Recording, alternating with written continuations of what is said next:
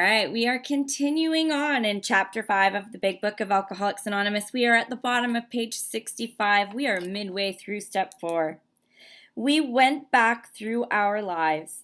Nothing counted but thoroughness and honesty. When we were finished, we considered it carefully.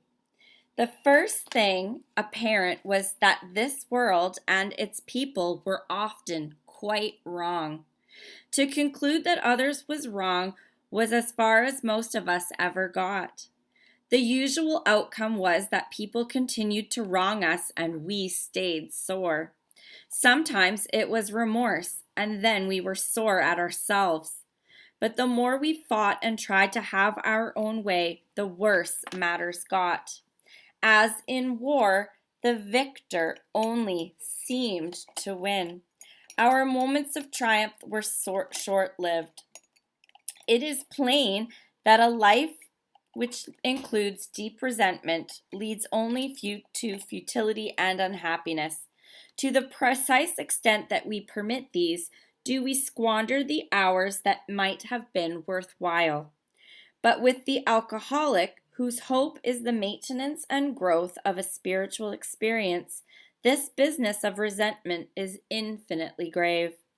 We found that it is fatal, for when harboring such feelings, we shut ourselves off from the sunlight of the Spirit. The insanity of alcohol returns, and we drink again. And with us, to drink is to die. If we were to live, we had to be free of anger.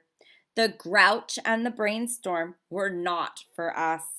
They may be the dubious luxury of normal men, but for alcoholics, these things are poison. So let's chat on that right now real quick. So we went back through our lives, nothing counted but thoroughness and honesty. Here is a point where you can pause, ponder your list, see if there's anything you missed, add to it, keep adding to it, keep discussing it. When we were finished, we considered it carefully. Again, we carefully consider that we've been thorough and honest. The first thing apparent was to this world that its people were often quite wrong. Well, yep, we got a list of all these people that are really, really wrong. Boy, have they wronged us. Terrible. And that's as far as we got, right? We can all agree on that.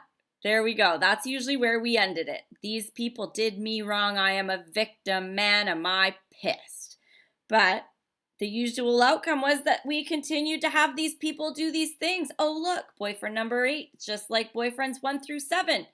Oh, crap, 9, 10, 11, and 12 boyfriends. They're just like 1 through 10. Why the heck does this keep happening? These losers. There's too many losers out there. Nope, doesn't have anything to do with me. Oh, wait. Just wait. There's more. So then we turned and now it was remorse. Now we're sore at ourselves. Oh, I'm a loser. I'm a loser. I have shame. I have guilt. I have remorse. That sound familiar to anybody? Oh, yes, right? And then the more we fought and tried to have our own way, the worse matters got. Well, yeah.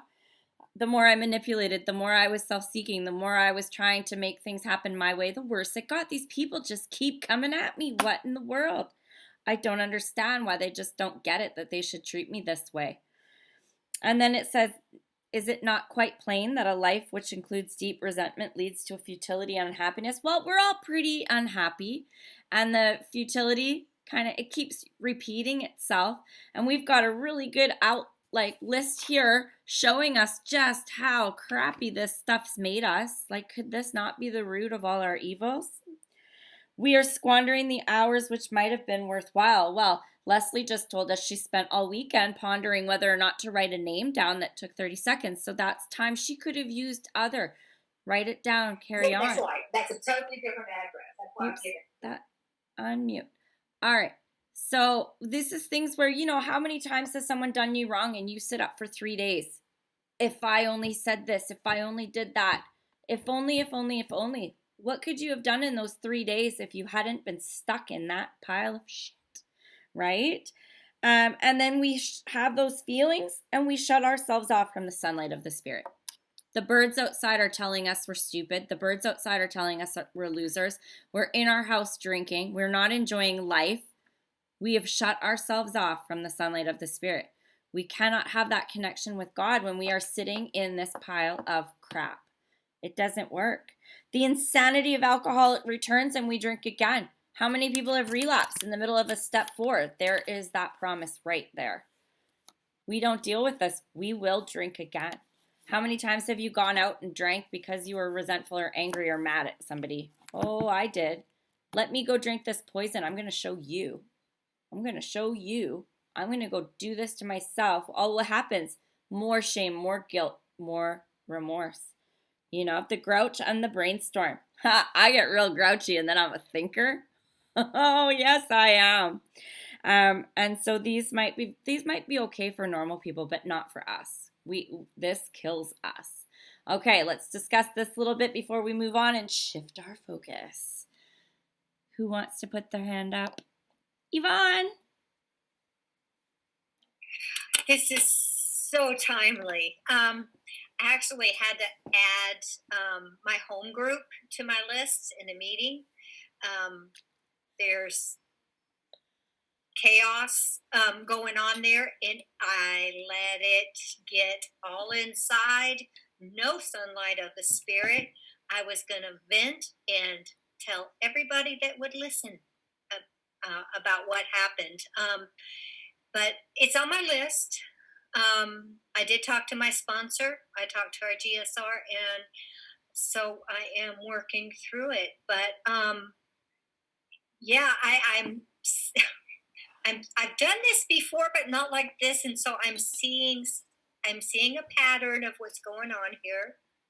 About how I'm angry at everybody and what they did to me and my self-pity and blah, blah, blah, blah, blah. Yeah, I'm seeing. Okay. I'm so glad we're doing this. Thank you. There's more times than one that we are amazed before we are halfway through. Natalie.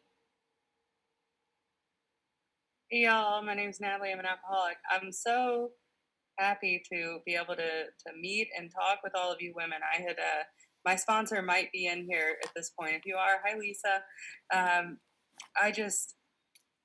I completely identify with the patterns and seeing all of these things and seeing these things on the 4-step and how could all these people do this to me and what could I, just that very much the victim thing. And where I'm at today is I'm 2.5 years sober and have not even looking around to make sure my family's not around me. 2.5 years sober, have not even kissed a man in that 2.5 years because I know how my pattern is. And now it's like, how much am I just completely cutting myself off to not even being open to something? And so wanting to work through and address those resentments and address those things that are most definitely there, that how much of this is me wanting to stop the patterns and then how much of it is me just being afraid to try anything again. Thank you. Thank you. Kelowna. Yes, good morning, everybody, or good afternoon. I'm really glad you mentioned that one part when I'm just reread it a little bit. The insanity of alcohol returns and we drink again. And with us, to drink is to die. You also mentioned that this is where people go out. They could be writing their list and things trigger. My sponsors taught me to take a moment, go step away, call someone, call the sponsor, take a bubble bath, take care of ourselves, treat ourselves with love, and do something nice. Go for a walk, call another alcoholic friend. Please, where it says here, if we, and with us, to drink is to die. And I don't want to see that ever again. Thank you for letting me share. Thank you, Kelowna. And yes, so this is, and the book prophesizes it. This is where people will pick up. This is where we want you to lean on us. This is where we want you to talk to us. This is where we want you to realize that you are not the shame, the guilt, the remorse. We are doing this process not to relive it, not to know that we've made mistakes, but to know that we are doing this to get better. We did the best with what we had at the time, and now we're going to do the best with what we get. Marianne. Got to hit your button. There you go. Hi, Dan, alcoholic. Kim, I want to thank you for setting this up last week. I done a couple of 4 steps, and they were pretty thorough. But there was a relationship with a college friend that had gone south over many, many years. And so I finally got to the point where I had to basically shut down the relationship. But I was uneasy about it. So when I decided to do my 4th step on that one thing, and I went through all the processes, I was in shock that I hadn't dealt with it earlier because there was so much there. And, I stewed in it literally for several years. And my friend doesn't live in the state I'm in, so we weren't having a frequent contact. But between she and her husband, they used to visit me twice a year and stay in my house and, accept my hospitality. And over the years got kind of meaner and meaner to me. And I kept living with it because they had been generous friends earlier in our lives. Finally, I realized I didn't have to live that way anymore. I didn't have to have them in my house anymore. I didn't need to be angry and upset over it anymore. It wasn't healthy for me. And I didn't drink over it, thank goodness. But taking the time to do a real thorough 4th step is truly worth it for your sanity and your continued sobriety. And it just reassured me that, I was on firm grounds taking this step with the relationship. But it helped me forgive myself for not only taking so long to get to it, but for understanding it, and that it was okay. I could let it go. And now I, once in a while, have some indirect contact through Alumni Association, and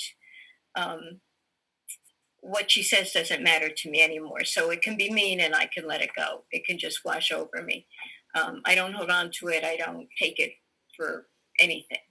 So anyway, thanks for letting me share. Thank you so much. Nicole. Oopsies, I did it. Hang on. There you go. Do it again.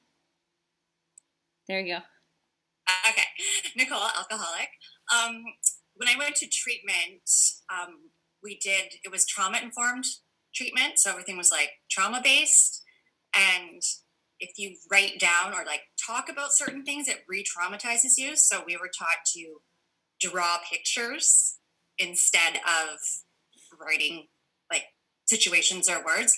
Is that allowed on my list? Because I have little pictures. It's your list. Okay. Yeah. If it makes sense to you and you can decode it, it's your list. Really, the importance of columns 1, 2, and 3 is to get us to column 4 and 5, which is us. We really don't even look at column 1, 2, 3 after we get 4 and 5 written. Okay, thank you. Yeah.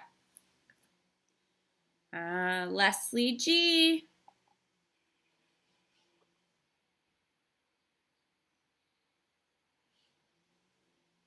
Leslie? You got to click it on your side.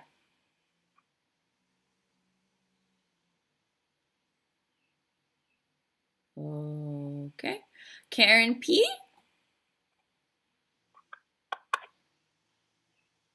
Karen P. Yeah, I'm here. Okay, good. Oh, hang on, you muted it again. Hit it again. Sorry, love. There we go. Am I here? Yeah, you're good. Okay. I was wondering, on my column 1, where you list people you would be upset with, if it's like your mother and you've already dealt with all that, then you have no issues with her any longer, and she's passed away anyway. But things she did in my past, like teaching me to steal or anything like that. I mean, if I've already dealt with all that and understood she was a sick person, Yeah. and we dealt with it and had a good. Do I have to write her on my list? Okay. Did her name come up as you were writing it, or did you force yourself to write it down because you've done it before? I forced myself to write it down. I've never done a step 4 before. Right. So I didn't know if I have to write it down on my first step 4, even if I've already taken care of all that. Right. So is there, Should I? so my question is, usually I say if it comes up when you're writing your list, you write it down and you follow through. Because there might be something that's still unresolved. Even though you're saying, I've resolved it on past things, if the name is coming up, write it down and go through it. Because it maybe you've Okay. resolved your feelings towards her, but you haven't resolved the stuff in you that it affects. Okay, so I probably should just write it down and Best I bet do is that one just real quick. keep going, because all it's going to do is help you grow. Okay. Yeah, All right, yeah. thank you. Even if you forgive her, she's passed, she doesn't bug you anymore. We're trying to get what part of you was the issue, and so maybe there's some part there that you still are clinging to that it might be affecting Right. you as a mom or what have you, right? and especially this being my first step 4, I probably should just write Yeah, everybody just down. get her down and and take a peek, see at it. Yeah. Okay, thank you, Kim. You're welcome. Okay, Leslie, let's see. I see you're unmuted now. Thank you, Kimberly, for your patience, for your service. Thank you for this meeting. Thank you, everyone, for being here. I've written a big, ugly 4-step. I've been in the program over 20 years. And of course, I thought it was the big one and that, the process isn't going to help me with this. I just have to use my old survival strategies of blaming and anger, and they're the perpetrators. And where's the hero? But thank God for AA and thank AA for God. And man, you just read it and said it like it is. The solution is within me. If I'm willing, but I'm delusional because I have a disease that tells me I don't have it. And it wants me dead. Thank God for the people who came before me. And have these meetings and we all hook up and do the steps. Awesome. Love you. Yes. So the answer is yes. If it comes up in your head, write it down. What's the harm at looking at it? Because if it's something's bringing it into your mind, put it on the paper. It's literally just follow through. The point is we're looking at ourselves here, not at them. So don't regard the feelings you have towards them. That's actually the next chapter we're going to read. We're looking at us. All right, let's keep going. We turned back to the list, for it held the key to the future. We were prepared to look at it from an entirely different angle. We began to see that the world and its people really dominated us. In that state, the wrongdoing of others, fancied or real, had the power to actually kill. How could we escape? We saw that these resentments must be mastered, but how? We could not wish them away any more than alcohol. This was our course. We realized that the people who wronged us were perhaps spiritually sick. Though we did not like their symptoms and the way they disturbed us, they, like ourselves, were sick too. We asked God to help us show them the same tolerance, pity, patience that we would cheerfully grant a sick friend. When a person offended, we said to ourselves, "This is a sick man. How can I be helpful to him? God, save me from being angry. Thy will be done." We avoid retaliation or argument. We wouldn't treat a sick people that way. If we do, we destroy our chance of being helpful.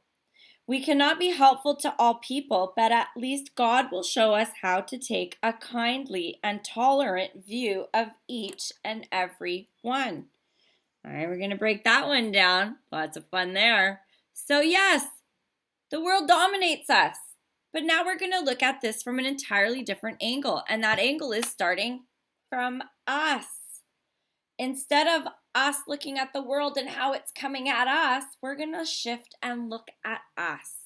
So instead of looking at life from left to right, where left is all these people, places, and things, we're going to try to shift it and see it from right to left. This is the whole new view it's going to open up to us. It shows us that the world dominates us, fancied or real. Half the shit that happened didn't really happen. We told ourselves it happened. It's fancied.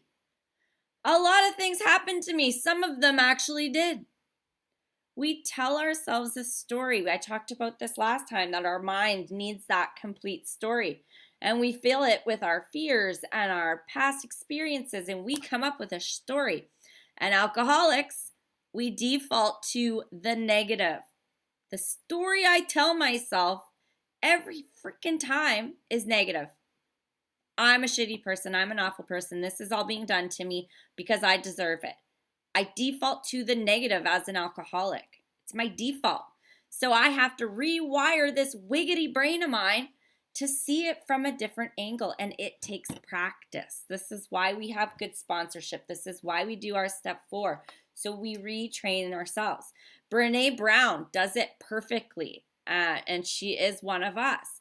She says, the story I'm telling myself is, if you ever want to enhance your program, watch her documentary. And she has a process she does, and I bring it into my relationships where it's, the story I tell myself is, and I say to my partner, this is the negative story I'm telling myself. But the reality is, my rational mind is telling me that it's this. Could you please clarify? Whoa. Asking someone to clarify something instead of drawing your own conclusion. Haha, there's a tool in my spiritual toolkit, right? And this is what we get to do when we look at things. Fancied or real? The story I'm telling myself is fancied. What is the real story? We need to get the real story, so we have to start looking things from a different thing. How can we escape? Would you like to escape? Would everybody like to escape? I would like to escape. Me. We have to master our resentments. So what is this that we're doing right now? We are learning how to master our resentments. Once we do that, wow, life changes. Ha! Amazing. So we have to realize that the people who wronged us are sick. Normal people don't treat people that way, right? So when I realized that, wow, light bulb. So I've been surrounding myself with sick people. And as a result, my sickness and their sickness and all this sickness, I have a sheet full of crap that's happened to me, fancied or real, that I need to resolve. And the first step in doing that is by realizing that these are sick people. And it gives us some practical tools and applications, because this is an absolutely amazing book which does that. And it says, okay, what happens when I have sick people? Here's what we do. We show them tolerance, pity, and patience. And we pray for them. This is a sick man. How can I be helpful to him? God, save me from being angry. Thy will be done. You can add, thy will not mine be done if you must. Add that in, write it in if you need. We avoid retaliation or argument. Pause. Pause. Someone comes at you, they're sick. Before you say anything, give yourselves 8 seconds to pause. To avoid retaliation or argument. Because what's going to happen if you open your mouth, you retaliate, you argue with them, and they are a sick person, you're going to owe an amends. My whole goal in life is to not owe people amends. Good policy to have. And then it says that we want to make sure we're helpful. So if we're arguing with sick people, we're destroying our chance to share our love from God. 100%. And this program is to serve us, to fit ourselves to serve God, not ourselves. So we don't need to prove that they are wrong. We don't need to prove that their judgment of us is incorrect. We just need to serve ourselves to be fit of maximum service to God. And by doing that, we keep our mouths shut. We don't retaliate or argue, and that we were helpful to everyone else. Anyone want to add on that, or did I cover it and talk too long again? I see thumbs up. Anyone want to speak? Marianne. Hi, friends. I am an alcoholic member of Gold Mile in Toronto. My name's Marianne. And I have the resentment prayer boxed off from we to the end of Thy will not mine be done. Sometimes, though, in the heat of the moment, I don't have time to remember this resentment prayer. So it's the 3 P's: pause, pray, proceed.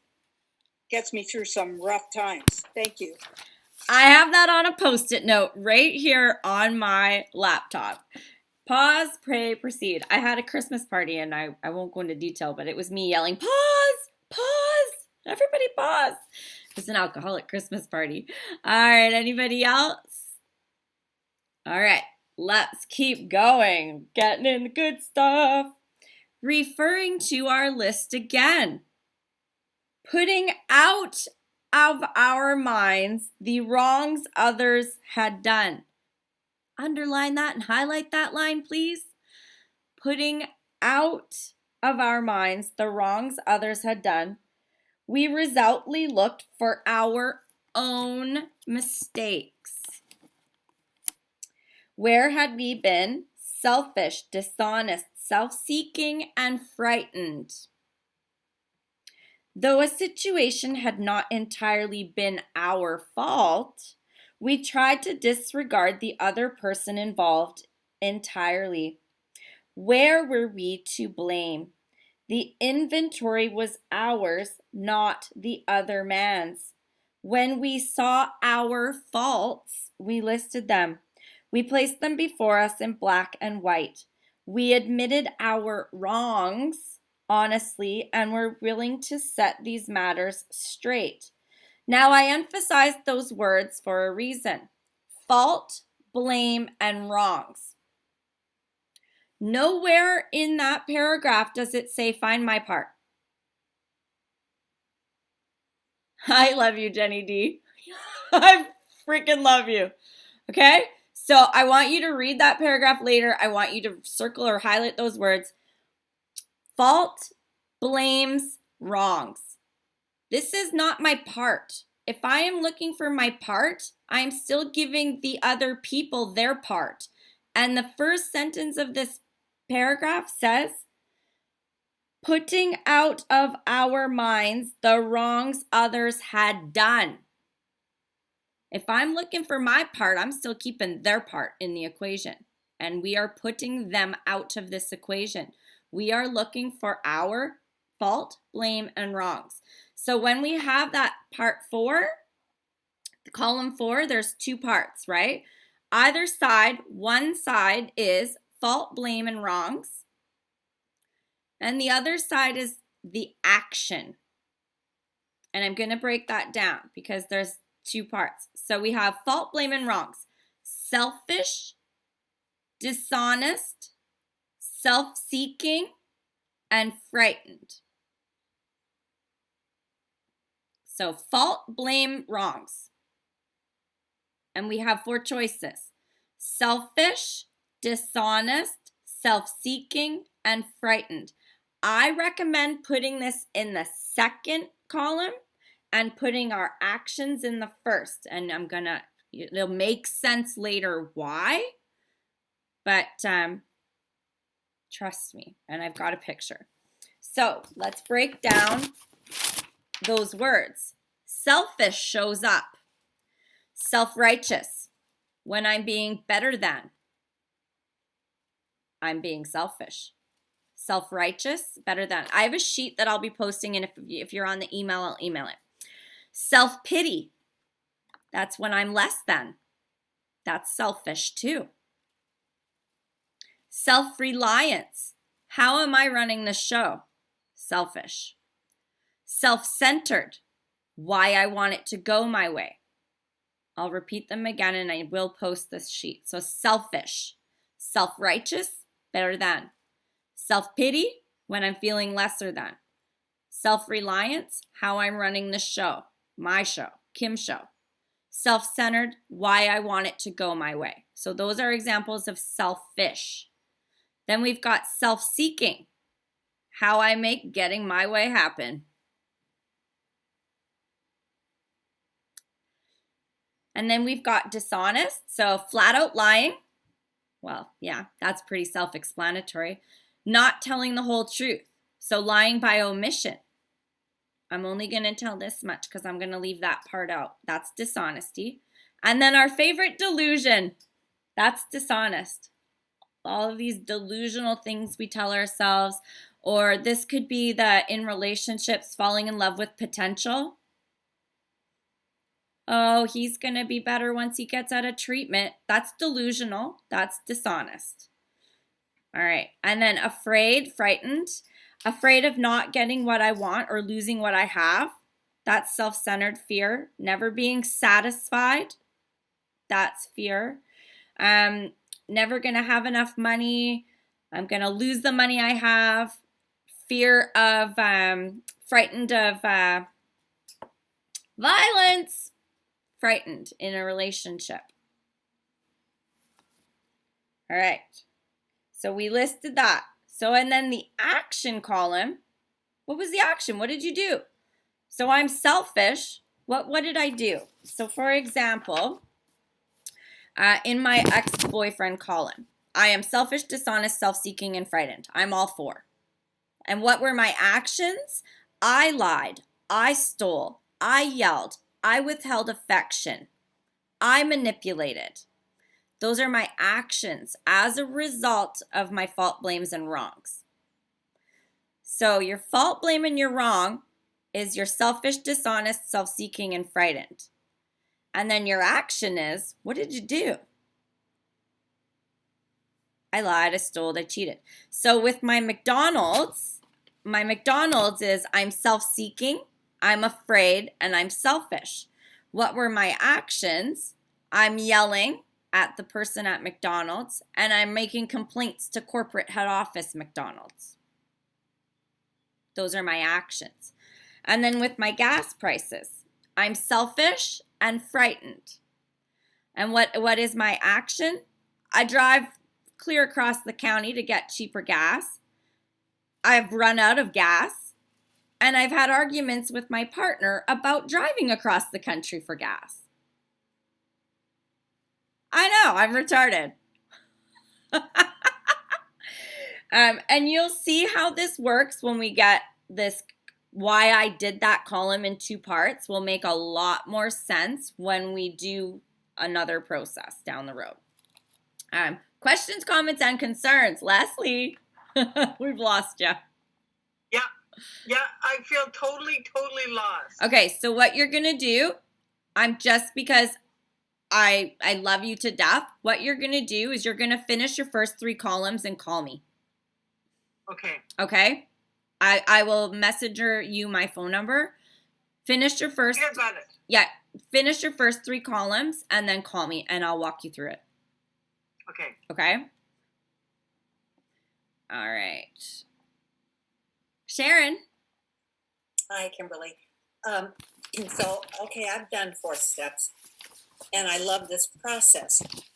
And it makes sense to me on the resentments. Are you going to talk about how these columns apply when we're talking about just the things that bother us, where maybe we're not really acting out, but it's strictly an internal disturbance? Sure.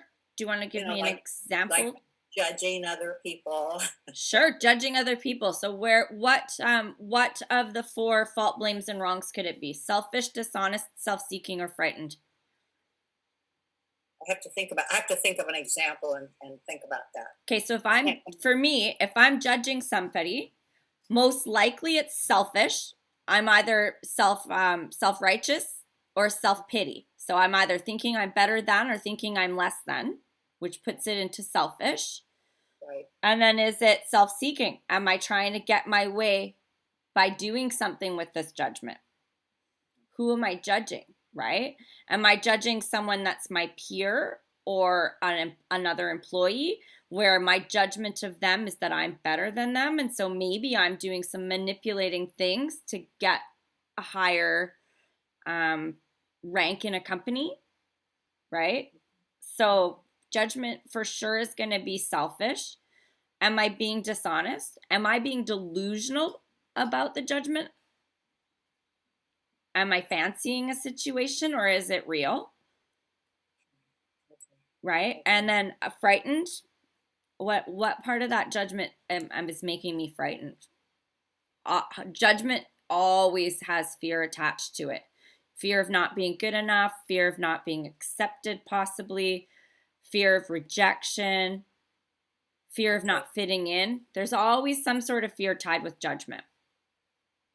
Okay, thank you. That's very helpful. Thanks. All right. I have to think So about it. so yeah, so when I post this, it's Mhm. easy when you see the selfish and then you're like, am I thinking I'm better than? Yeah, that's selfish, right? Or am I less than? Am I judging this person thinking they're the most beautiful girl and I'm not good enough? There's a fear and a selfish, right? Yeah. Good. And this will be on Facebook, your Facebook Yeah, page? I'll pop this on the group Facebook. Absolutely. Thank you. All right, Marianne in Toronto. I know when I got into my column 4 in this, I did this with my sponsor because I found that when I started writing down these things about myself, I got uncomfortable and I didn't know what to do. And I'm an instant gratification girl and I don't like feeling uncomfortable. So I found it very helpful to have somebody to bounce this off with. And then I got through it and went on with the rest of the process. But it was important for me. Thanks. Yeah. And that is the number one reason we have that Facebook group is for right now. So when you're doing it, like a lot of the time you're like, oh, I don't think I have any fault, blame, or wrong in this situation. Oh, yeah, we always do. And in some of them, if it's childhood trauma, we don't carry any fault, blame, or wrong in childhood trauma done to us. We should also write it down as an adult. Because as an adult, our fault, blame, and wrong, the action is carrying it and not dealing with it. But as a child, when it happens to us as a child, we don't carry fault in that. That's not, no child deserves anything bad to happen to them. But whereas an adult, we have fault, blame, or wrong is because we're carrying it, right? And that's going to be fear. And it can turn into dishonesty if we start lying about it. Dishonesty to yourself, changing the story, delusion, right? And there's always a lot of fear and judgment around that. So if you have any childhood trauma, reach out to your sponsor, reach out to some of the ladies here that have lengthy sobriety and have dealt with this process and act as mentors, or pop it in the Facebook group so we can support you and work through it. We always carry something. All right, Julie. Did I put my hand up? Yeah, you did. I did. I didn't mean to. I'm trying to balance a 7-year-old and listen in and all that at the same time. So I didn't mean to put my hand up. Hello. Hi. Okay. Perfect. Okay, I want to get to the last column, or do you guys want to sit with 4? Keep going. Keep going. Keep going. Okay. Notice that the word fear is bracketed alongside the difficulties with Mr. Brown, Mrs. Jones, the employer, and the wife. This short word somehow touches about every aspect of our lives. It was an evil and corroding thread. The fabric of our existence was shot through with it. It set in motion trains of circumstances which brought us misfortune we felt we didn't deserve. But did not we ourselves set the ball rolling? Oh, I saw some faces squint up there. Sometimes we think fear ought to be classed with stealing. It seems to cause more trouble. We reviewed our fears thoroughly. We put them on paper, even though we had no resentment in connection with them. We asked ourselves why we had them. Wasn't it because self-reliance had failed us? Self-reliance was good as far as it went, but it didn't go far enough. Some of us once had great self-confidence, but it didn't fully solve the fear problem or any other. When it made us cocky, it was worse. Perhaps there is a better way. We think so, for we are now on a different basis, the basis of trusting and relying upon God. We trust infinite God rather than our finite selves. We are in the world to play the role He assigns, just to the extent that we do as we think He would have us. And humbly rely on Him, does He enable us to match calamity with serenity? We never apologize to anyone for depending on our Creator. We can laugh at those who think spirituality the way of weakness. Paradoxically, it is the way of strength. The verdict of the ages is that faith means courage. All men of faith have courage. They trust their God. We never apologize for God. Instead, we let Him demonstrate through us what He can do. We ask Him to remove our fear and direct our attention to what He would have us be. At once, we commence to outgrow fear. So if you were following along and you've kind of seen how these columns are going, you're going to realize that column 5 is fear. And if you were following along with that reading, you're going to see that fear set in motion trains of circumstances which brought us misfortune we felt we didn't deserve.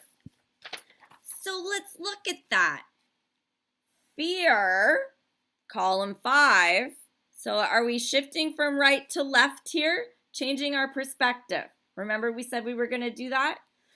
So we're going fear set in motion trains of circumstances that brought us misfortune that we didn't think we deserved. Anybody having a wow moment? So are we mad at these people for what they did to us? We kind of started it. That is your evil and corroding thread. So I can say here, in my relationships, fear. Fear of abandonment, fear of rejection, fear of not being loved, fear of being alone, fear of judgment. There's a million more to go I can put on that list. These fears caused me to be selfish, dishonest, self-seeking, and frightened, which made me lie, steal, yell, withhold affection, which injured my self-esteem, my securities, my ambitions, my personal and sex relations, which made me pick this loser who cheated on me, lied, relapsed, stole money, gossiped, manipulated, and belittled. Boom. Fear causes resentments.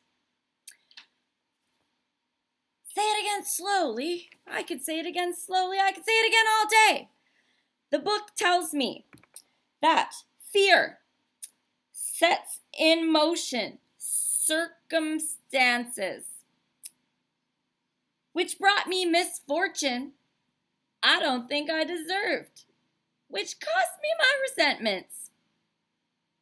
That, my friends, is called the fear being the evil and corroding thread in my life.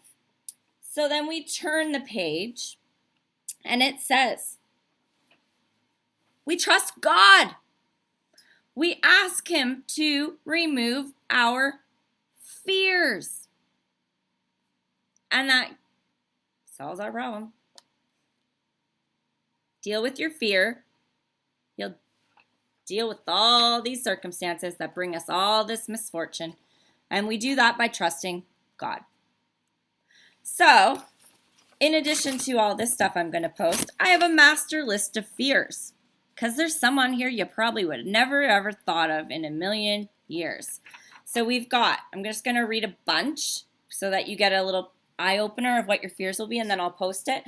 Fear of being hurt, fear of being beaten, fear of responsibility, fear of booze, fear of the truth, fear of being found out. Who has that one? I have that one. Fear of losing your friends, fear of not being good enough. We just abbreviate that one and write it in every column. Fear of not being loved, fear of being controlled, fear of loss of control, fear of being weak, fear of loss of job, fear of rejection, fear of turning out like him, her, mom, dad, brother, sister. Add that list to infinitum. Fear of being single, fear of a criminal record, fear of my reputation, fear of being abused, fear of no man wanting me, no woman, depending on what you like, fear of economic insecurity, fear of being broke, fear of being homeless, fear of being jealous, blah, blah, blah, blah, blah. Fear of being judged, fear of being judgmental, fear of being dishonest, fear of failure, fear of success, fear of not getting what I want, fear of suicide, sobriety, happiness, shame, anger, fear of the fuck it button. There is a ton on here. So we are going to go through our list and we're going to write our fears. Column number 5. I just basically printed this out and highlighted them because they repeated down the list. You're going to see a big old pattern. And then you're going to do on a separate piece of paper all your other fears. Spiders, flying, falling, earthquakes, public speaking, non-resentment fears. Does that make sense? Separate piece of paper. Do a list of all those other fears. Like, I don't have a resentment to spiders. I just don't like them. Snakes, flying. Flying for me was control. So that's another one. And then you're going to get your master list of fears. You're going to get down on your knees and you're going to pray for them to be taken away. The prayer is here. Ask God to remove our fear and direct our attention to what He would have me be. So God, please remove my fear of being alone. Please direct my attention to what you would have me be. God, please remove my fear of being rejected. Please direct me to what you would have me be. Go down your list. God, please remove my fear of spiders. Please direct me to what you would have me be. If you would like to get an A in this class, because we're all overachievers, you can do the next part, which is use a pencil and try to draw your evil corroding thread. So we start on the right side and we say, with a pencil, my fear of being a bad parent made me selfish, afraid, and self-seeking. So I yelled at the people at McDonald's. My fear of financial insecurity makes me selfish and afraid, so I drive out of town to buy gas and fight with my partner. My fear of being alone makes me selfish, dishonest, self-seeking, and afraid, so I lied to a partner who then injured my self-esteem, my security, my ambitions. Draw your thread. I urge you to do that part of this process, and you will see how everything starts with you and your fear, and I'm going to tell you it will change your life.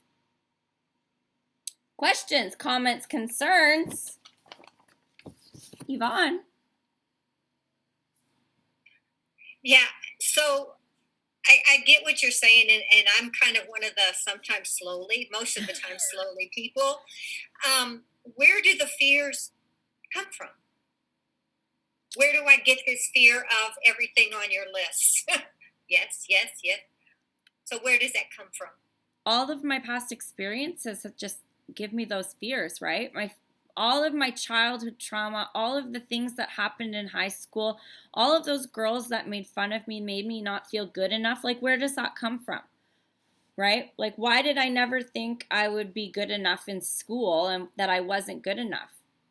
So some of these resentments that we had from people early on or places or cause these fears, which in turn go back the other way. Well, I can't tell you why I would have a fear, right? But it's just, as a kid, I went to school and I felt I wasn't good enough and I felt I didn't fit in. And then from that, it just comes from our crazy brains that we just have this negative story, a negative narrative. I can't explain it. I don't know why it's there, but far as back as I can remember, I never felt good enough. I never felt pretty enough. I never felt tall enough. I never felt smart enough. And as a result of that, my life was riddled with fear that caused all of this shit to happen to me. Okay. Just real quick, I know Yeah, that yeah. people got my I had a sponsor that told me about the fear. She said, when I have a fear, which my whole life was full of fear, what am I afraid of? What do I want? What do I have control of? And then ask God to remove the fear. Was the one of process that she had me do with random fears that came up at certain times. So Yeah, so for me, the one that comes up a lot is a fear of judgment for me. Especially I put myself out there a lot. So I get that. I have people who do come at me. I don't have a resentment against them necessarily, but my sponsor, when I call her, I'll say, okay, this is the situation with so-and-so. They're gossiping about me. Usually they'll have said they owe me an amends and they've called me. I don't even know, right? And I'll be like, ooh.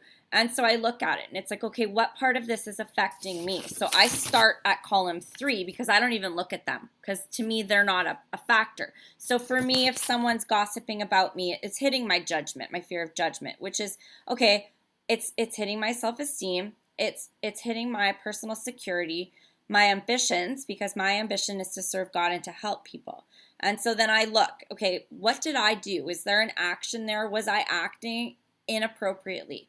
Was I acting selfishly? Was I acting dishonestly? Was I acting so I will whip through 3, 4, 5 to get to my fears. And it's always going to be that fear of judgment. And it's for me, I'm like, okay, am I doing this for the right reasons? What is my motive? My motive is to help people. Okay, I'm fine. This is an issue with her because she is a sick person. But I always, if something comes up, even if I don't have a resentment to them, I always take a minute to look at my motives. But there's a fear attached to it every single time. You know, I'm in a new relationship. It's in the first year. It's a new relationship. So I'm constantly doing that process in my head. Are these old behaviors coming up? What is my motive? Am I having a fear here? No, I'm not. Carry on. And if there is a fear, judgment comes up all the time for me. I'll be in my car and I'll be like, God help me. And that's just so simple. I don't need to do the whole process. I know I'm being judgmental and I just look up and I'm like, God help me. I'm being judgmental. So we can streamline this. The more practice you get, like it's that conscious contact with God. And it's like, okay, what part of me is this? Because I know my fears. I have a master list. I know what they are from doing this process. So it's easy for me to be like, oh, that's hitting me here. And I know what happens. I know what happens. I got it right here, what happens. So I could just be like, God, you know what? Can you fix this for me? Take that fear away. It's coming up again. So the whole thing is to find us. Because if we find us, we ask God to remove it away. So everybody's like, oh, I'm working on my 6 and 7.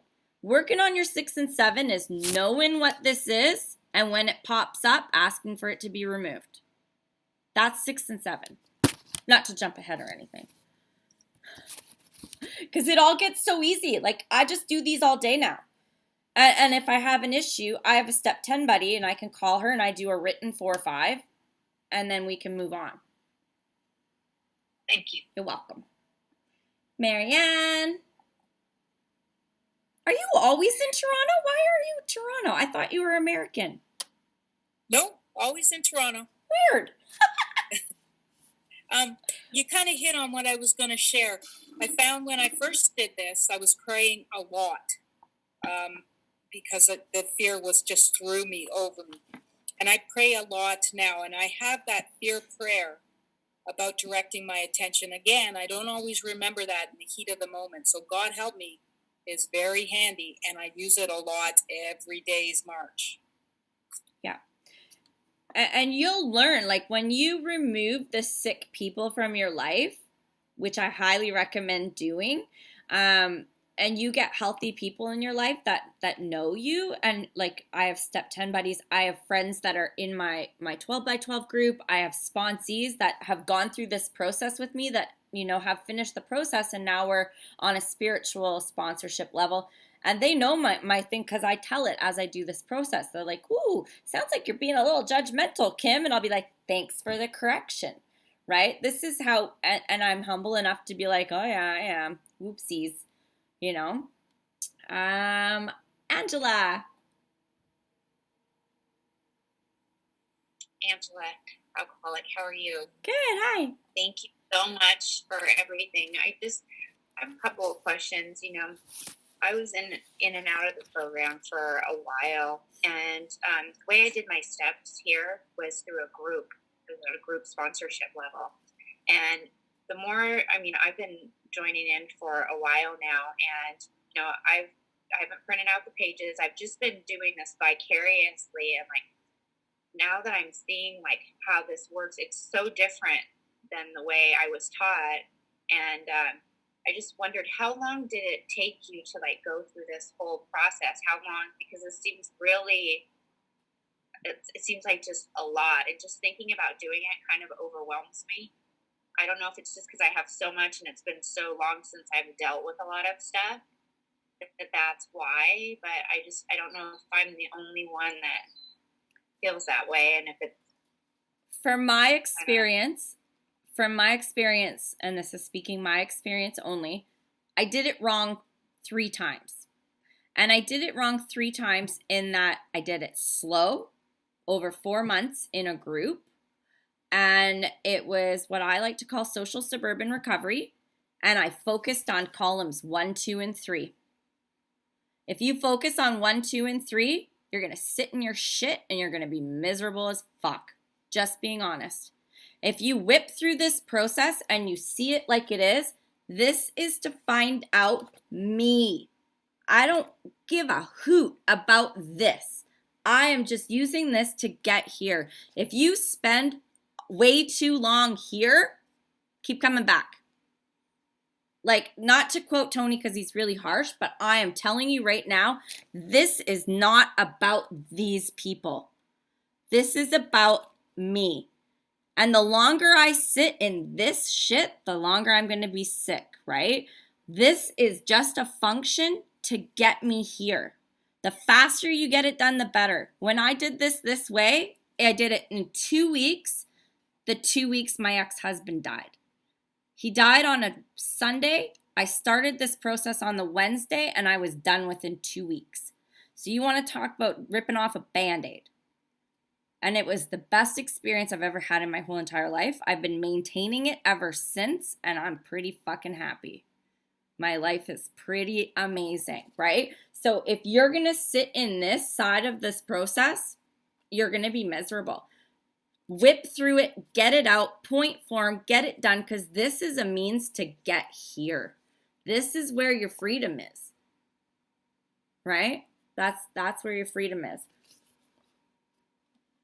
I love you, Lee, with your magnifying glass, and I am so sorry it's so hard to see on here. Here, I can spotlight myself, but then I can't see if Angela has a follow-up. Hang on.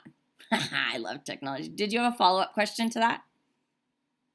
Thanks. I appreciate it. Yeah, it's been because it took me 3 years to get to that point, and I feel like it's just not. I am not there. I didn't do it, so I really appreciate that. Yeah, if you're willing, get it done. Get it done. Get it done. Freedom's on the other side. This is not about these people and all the things they did to you. This is using them as a tool to get me and give me freedom. Absolutely. All right. Thank you. You're welcome. Natalie. I'm loving this so much. That's why I keep raising my hand. In the discussion and looking through all these things, it occurred to me that I did get the sick people out of my life, but I did not fully remove them from my head. And I can see why that's still keeping me sick. Thank you. Yeah. There's some saying, giving them renting space in your head. I don't know the saying. Maybe someone will pop it in the chat. Janice? Oh, hi, I'm Janice from Alcoholic. I wanted to just to say for all those that are maybe feeling overwhelmed. I mean, I've done this many times, but I'm trying to organize all my paperwork and keep up with you. So I have to go through the list after you post it. But to not be overwhelmed by all this, because if you go back to the beginning of how it works, you know,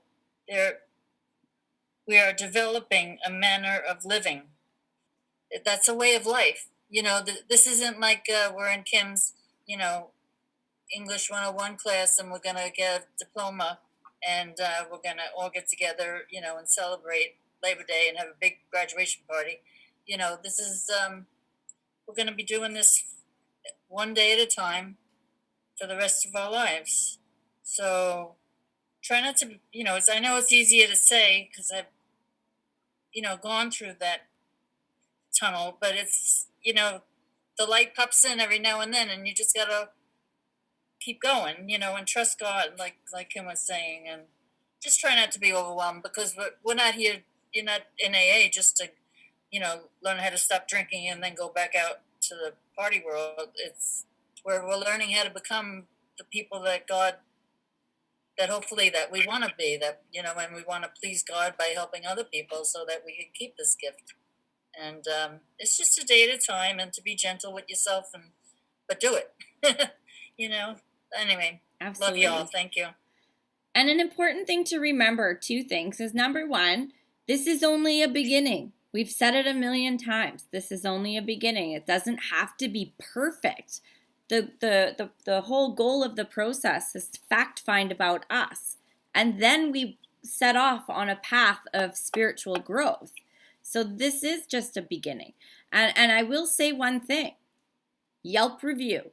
The people who have finished this process, as it's laid out in the book, still sober, if they've maintained it. Those of them that have stopped here and sat in their shit have relapsed and died. So that's something, right? Like, get it done. Get it done. There is joy on the other side. And right now, you're in that pivotal point where it starts to get beautiful and it starts to make sense. So don't stop here. Marianne. I know I found it really helpful when I would get fearful, especially of this step. And some guy told me so kindly, he said, remember, Marianne, these steps are not to put fear into you. It's to get the fear out of you.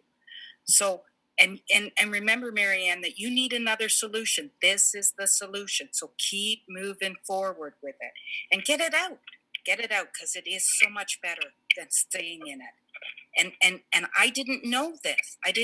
So I just wrote and just that very basic beginning, but I did start getting relief. So it's to get the fear out. Thank you. Yeah. And this is my favorite step. This is my favorite step. I love this program, but being able to see this and figure it out, the puzzle, and see how that fear did that corroding line in my life. Whoa, right? Major. Christine? Yeah, hi everybody. My name is Christine and I am an alcoholic. Oh wow, this feels really good. Geez, you know, the lady that's afraid of the 4th step. That's how I interpret it anyway. You know, how long does it take and all that. I don't know. I did my first 4th step. I was 27, and it took a while. A day at a time. And the thing is that 1, 2, 3 has to be strong before I was able to do the 4th step. It's the pillar.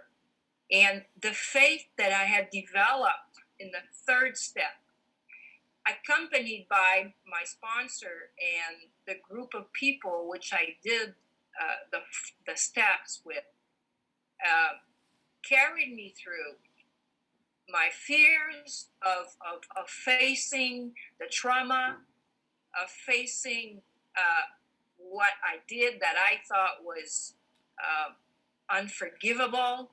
God does miracles for me. I mean, he does what I cannot do for myself. And you know, just take a piece of paper, do your list of names, do your list, you know, just do it one day at a time, and it will work out. However, I don't suggest one does that by you have to be hand in hand. Someone to call, I'm going fucking nuts. You know, I'm going off the deep end. And then that person who's been through that process can help you with that thing. And then slowly you grow the trust that you can do it, that you're not alone. The us really takes form, and the isolation of feeling alone goes away, and it's just a wonderful process. And I liked what Kimberly said, because she said, you know, you do it, and then you do it as it's laid out, and you get through it, but you have to continue afterwards, you know, through the other steps, and then the maintenance steps. And if you don't do that, you'll relapse. And it is true, because I relapsed at 26 years of sobriety. And so everything she says, I'm like, I walk through it, so I can say I'm a witness to that. So for the lady who's scared, I hope that you can get some strength out of what I'm saying, so that you can just find the courage. And if you don't have it, pray and ask for it. It will be given to you. So that's what I wanted to say. Thank you for being there. Thank you so much. And just briefly, a question was asked in the chat privately about the actions. So the actions is, what do these things cause you to do? So my fault, my blames, and my wrongs are selfish, dishonest, self-seeking, and frightened. So the action is, what do I do when I'm like that? So I lie, I cheat, I steal, I yell, I withhold affection, I complain, I argue with my partner. Then in the gas, of course, I'm driving different places, geographical changes. So what do these things make you do? Do you lash out? Do you shut down? And then if we have any more questions, we can do it in the Facebook page. I've also put my phone number in the chat. I'm going to stop the recording now, but we will continue the conversation. I think that's enough for the recording for anyone following along.